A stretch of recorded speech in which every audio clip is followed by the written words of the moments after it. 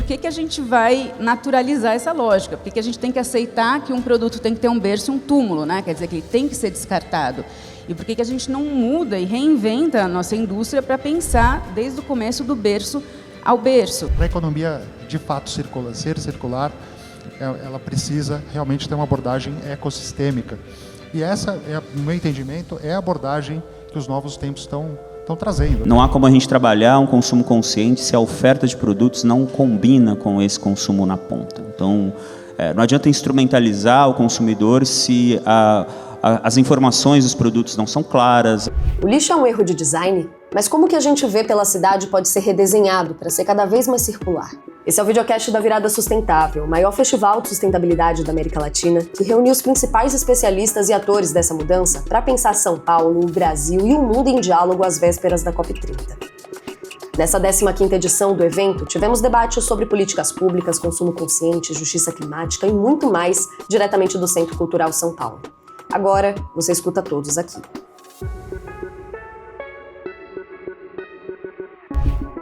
Carla Tenenbaum, cofundadora da Ideia Circular e da Rede Nós. E aí, primeiro entender que o desperdício e a poluição, eles não são inevitáveis, de forma alguma, e não são um acidente, né? Eles são resultados de escolhas, né? Como também foi falado em outros painéis, de uma época em que a humanidade não tinha nenhuma consciência ainda, né, de para onde as coisas iam, que não tinha fora, que os recursos eram finitos, mas a gente começou a adquirir essa consciência, né, e a gente segue com essa inércia no momento em que a gente sabe muito bem da emergência, né, pensando em termos climáticos, mas também dos recursos, né, dos microplásticos, coisas que a gente não tinha, né, estão entrando no nosso universo cognitivo agora, e é muito difícil para a humanidade, de repente, ter que resolver isso com essa urgência, sendo que a gente tem todo esse movimento vindo. Mas aí, quando a gente fala, então, dessas escolhas, né, então, e de pensar o design, né, design é uma palavra complicada aqui no Brasil, né, a gente tem o lixo é um erro de design, é o título do nosso manifesto da Ideia Circular, quando a gente começou lá em 2015, que foi traduzido também de uma expressão de um outro projeto em inglês, e que as pessoas têm um estranhamento. Mas como assim? É culpa dos designers, né? Porque o design é essa palavra que é estrangeira, né? No Brasil ela não é muito intuitiva, não é difícil de soletrar até, e a gente associa muito design a uma ideia assim, estética, superficial, né? Talvez, do que é a cor, o formato, o brilho, a embalagem. E nesse sentido que eu quero trazer, ele é muito mais profundo do que isso, né? O design é como você imagina uma coisa antes dessa coisa existir, né? Essa ideia de um projeto. Tem o Rafael Cardoso, que é um pesquisador brasileiro, que ele vai falar dessa origem do design como desígnio, né? Designar em latim, que tem essa ideia concreta, né? Do formar, estruturar, mas também uma ideia abstrata de conceber, de projetar, né? de imaginar. Então, nesse sentido, não é uma questão só para quem é designer, que aqui no Brasil ainda é uma profissão muito pouco solicitada, mas para todo mundo, né? O Vitor Papané, que é um outro grande teórico do design, que fala que o design é básico para as atividades humanas. Todo mundo que planeja alguma coisa com um objetivo é designer, né? Na vida cotidiana. Então, não é para todo mundo. E todo mundo participa dessa transformação. E não é só sobre produto, acho que a gente vai falar de produto, é importantíssimo, mas é design de um serviço, de um evento, de um sistema, de um projeto de lei, né? De como a gente olha de uma forma sistêmica, e quando a gente fala em uma economia circular, isso é uma transformação enorme, porque você está propondo um modelo circular de produção e consumo, ou modelos circulares, porque não é um só, que é uma coisa que rompe toda essa inércia e que exige que a gente reimagine completamente como a gente organiza a nossa sociedade e a nossa economia, né? Por isso que é economia circular, não é produção circular.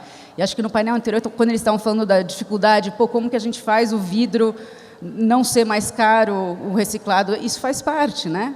De como a gente organiza a nossa economia e a nossa sociedade. Então, isso de uma forma muito ampla, né? Para falar assim, desse lugar do design como intenção, como intencionalidade. Então, agora que a gente tem um outro nível de consciência, a gente precisa de uma nova intenção, né? E nesse esforço de transformar mesmo, que é um grande desafio, uma grande aventura para o ser humano nesse momento, que a gente precisa dar a mão e enfrentar, né? Com muita coragem e criatividade. E aí, falando assim, nesse nível de produto, então, o nosso trabalho na ideia circular, ele é muito inspirado num pensamento, uma metodologia, que é o berço ao berço. Eu vi que tinha lá o C2C no mapa aí do Mente, que é uma abreviação de Cradle to Cradle, né, que foi uma das bases teóricas da economia circular, né, dessas fontes aí que a Fundação Ellen MacArthur usou para estruturar esse conceito.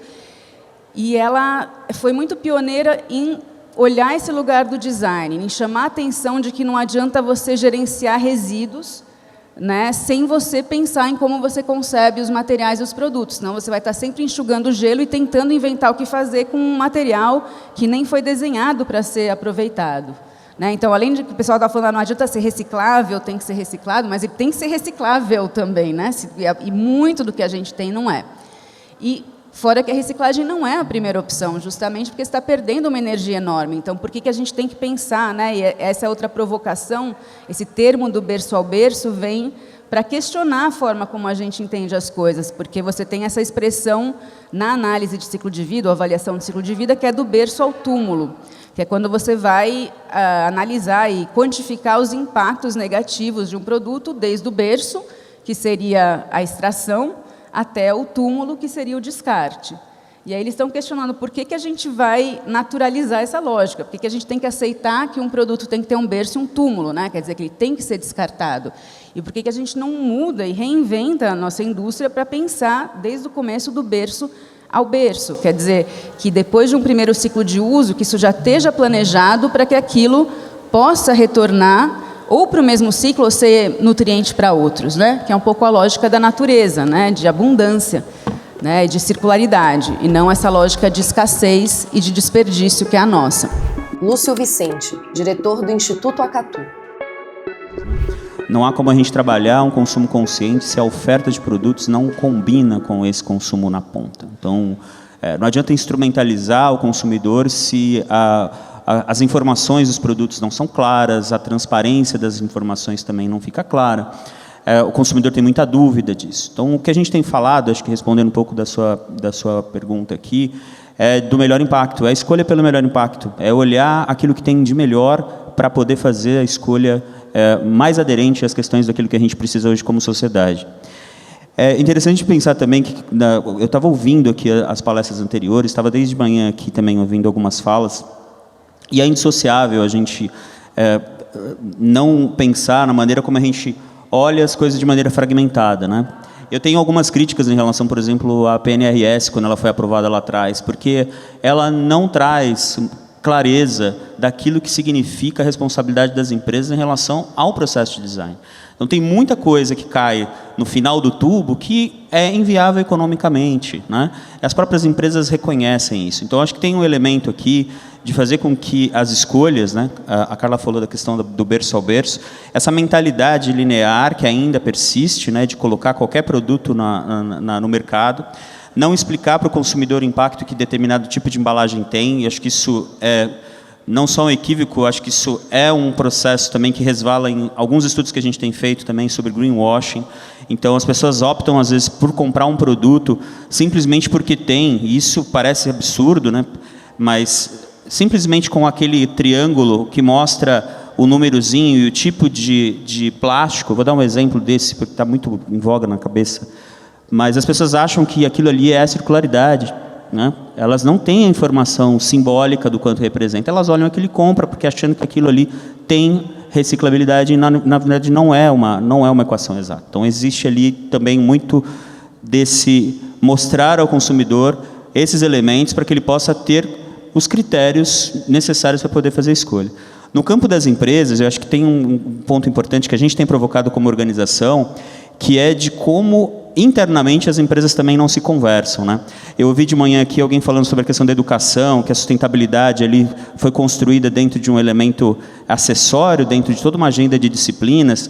A gente não pode esquecer que as pessoas que hoje estão tomando decisões nas empresas passaram pelas escolas, elas passaram pela faculdade. E sustentabilidade sempre é algo acessório, sempre é algo que entra como um capítulo excepcional, optativo. Às vezes nem tem o nome de sustentabilidade, leva a questão de meio ambiente, mas isso é uma disfunção, porque qualquer profissão deveria atuar com essa mentalidade de sustentabilidade. A pessoa que está desenhando um produto lá atrás, ela sequer sabe, muitas vezes, que um catador tem dificuldade, uma cooperativa vai ter dificuldade de poder processar esse material. Ela simplesmente usa os mesmos padrões de definição do design que ela aprendeu. Aprendeu muitas vezes na faculdade, que sequer mencionou sobre questão de ciclo de vida muitas vezes.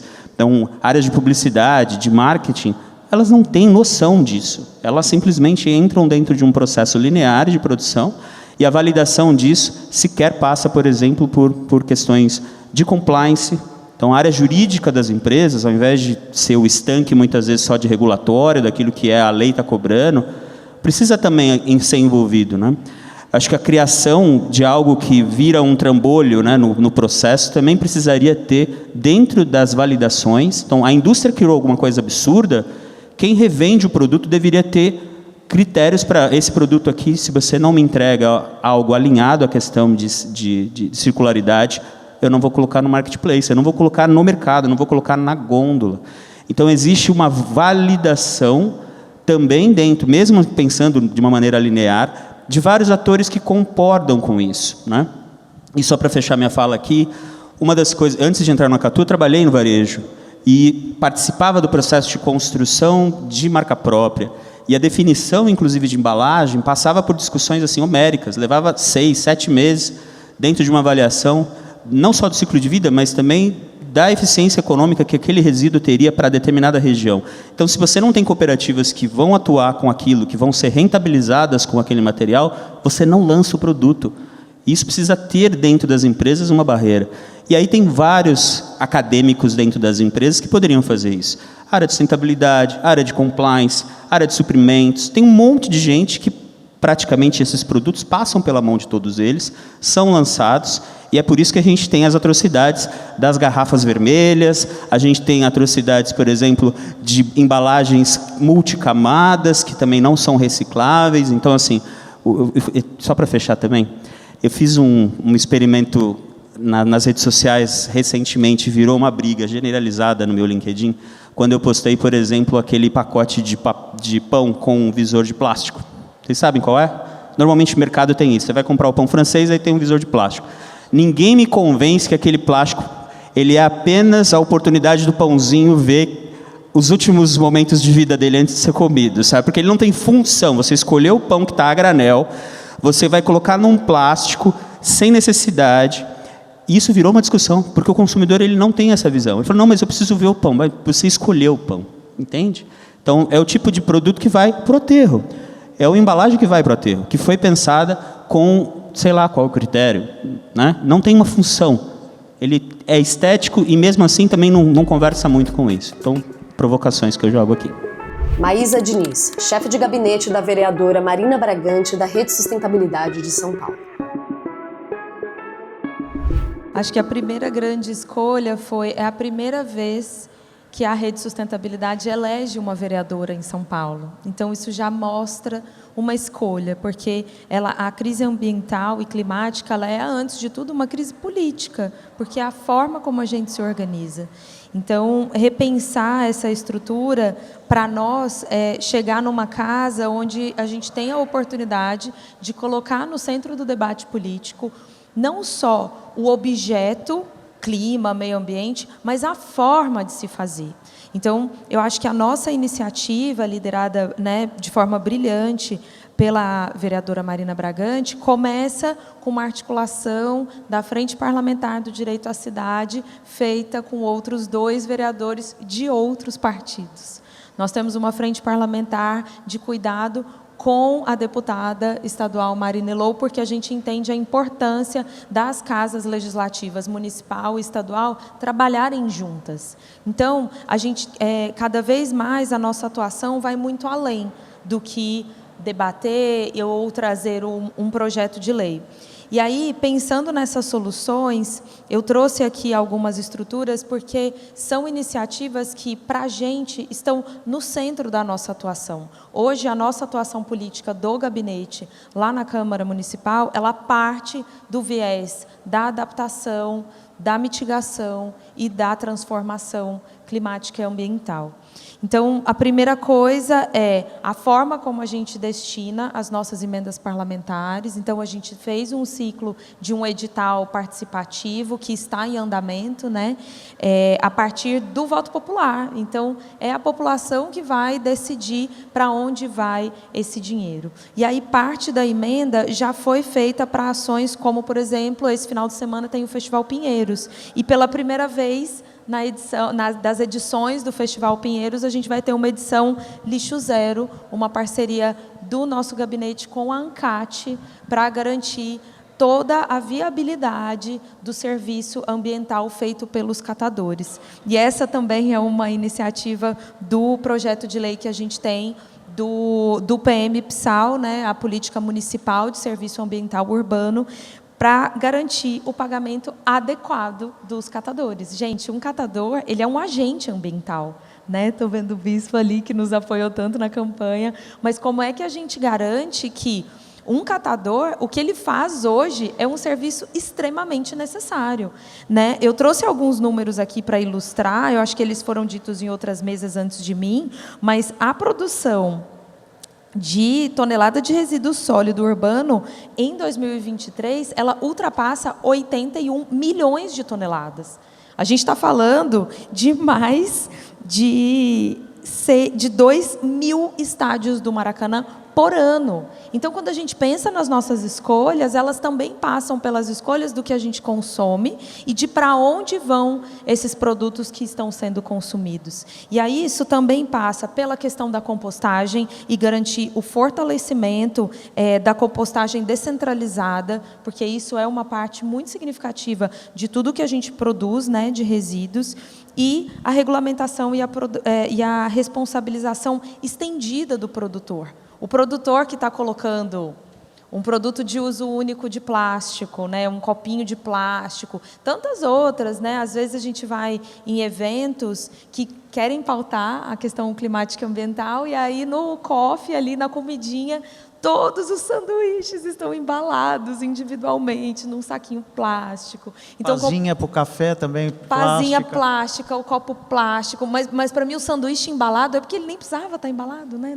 Não tem essa necessidade. Então, como que a gente garante a responsabilidade estendida desse produtor? Porque os efeitos são para todos nós. E aí, por fim, a questão da educação ambiental. Cada vez mais a gente precisa dar suporte e letramento para que a gente tenha cada vez mais essa consciência. A Carla novamente falou sobre a importância da gente ter a consciência dos nossos impactos, do impacto da nossa existência, né, do nosso consumo, do que a gente põe no mundo, né, esse imaginário de que não tem mais fora, não, o tempo acabou.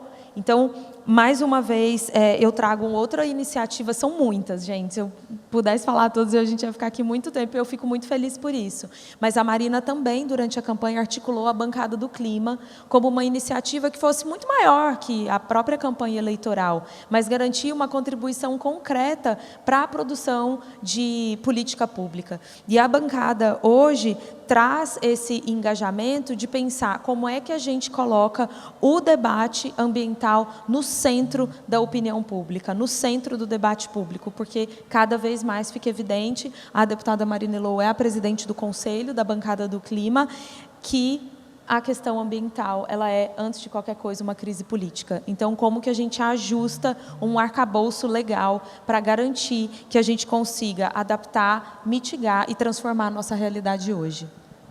Então, só para finalizar, eu queria encerrar ressaltando que a circularidade, como eu falei anteriormente, ela não é mais um luxo, um outro jeito, né, um nicho. Consigo muito imaginar isso, porque quando eu fiz faculdade, eu estudei administração, a sustentabilidade era um nicho, era como se fosse uma temática.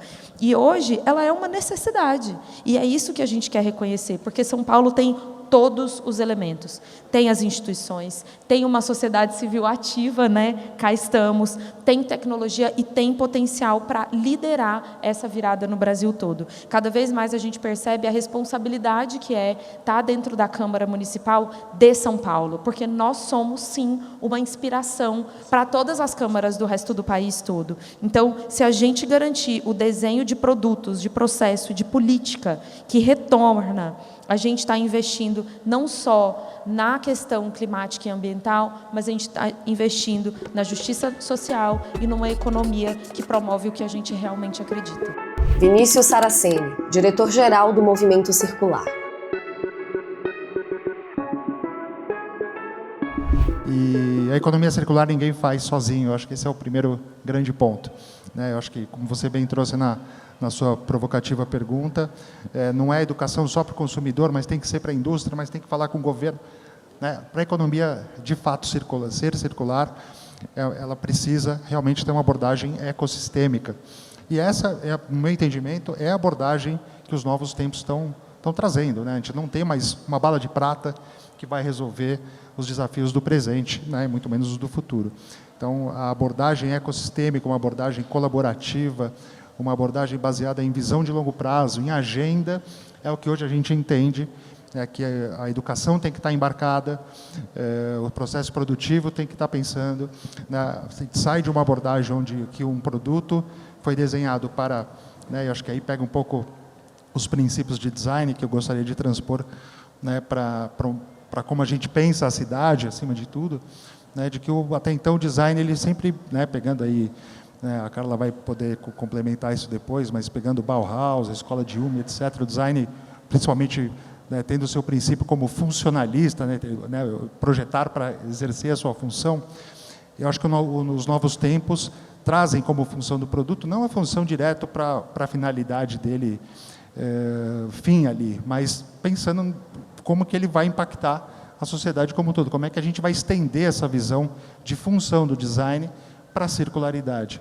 Então, quando a gente fala, pensar, por exemplo, né, estamos desenhando para a circularidade, que eu acho que é o grande debate de hoje, é olhar para chegar na prancheta e pensar todas, né, uma visão muito mais ampla da função do produto, uma função social daquele produto, que impacto que ele vai gerar, como que ele vai, de fato, circular.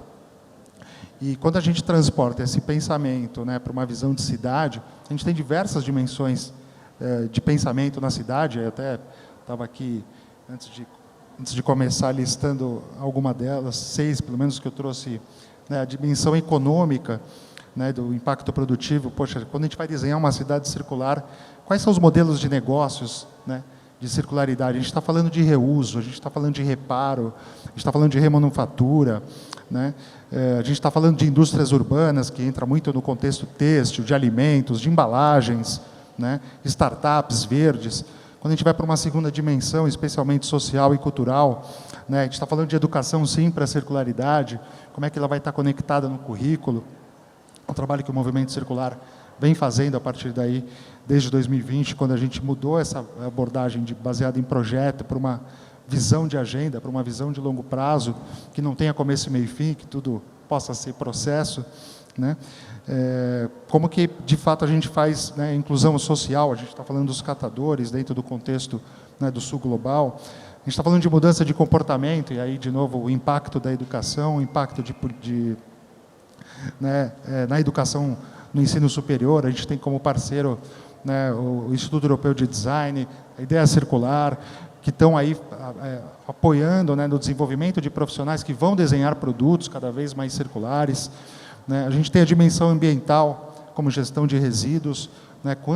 Quantos novos modelos de negócio estão surgindo, né? No movimento circular, a gente tem diversas startups que estão se conectando conosco, buscando levar o valor que ela vem produzindo para ganhar escala. A gente fez também, Lúcio, a gente fez uma provocação, né, nas redes sociais, tipo, isso recicla, não recicla. A gente fez com a Coopercaps, e, lógico, dentro da cooperativa, o que recicla, não recicla, está muito baseado também na viabilidade econômica, né, se tem comprador, não tem comprador. E a gente colocou lá bituca de cigarro, né, uma reclamação das cooperativas. Muita gente separa as bituquinhas de cigarro, coloca num saquinho, põe na esteira né, como algo reciclável. E as cooperativas ficam lá separando, é um produto, né, muito, enfim, horrível de manusear, e a gente colocou que não reciclava. Né?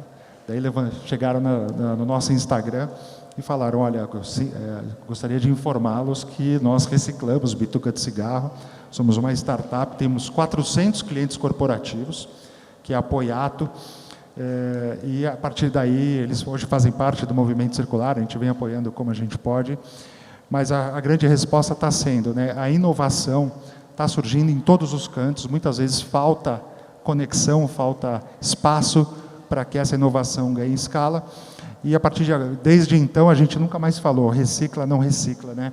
Ou já recicla, né? Se você souber, por favor, conte para a gente reverberar. Então mostra de que, né, mais uma vez, que o que a gente tem hoje nas cidades, né, pensando na cidade como um ecossistema, um organismo vivo, e que cada fluxo, né, tem a sua função aí, né, desse repensar da cidade. O fluxo estão aí, os fluxos que estão percorrendo na cidade estão visando realmente, se a gente for olhar, né, redesenhar esses fluxos, acho que é isso que eu queria dizer, né, para a circularidade.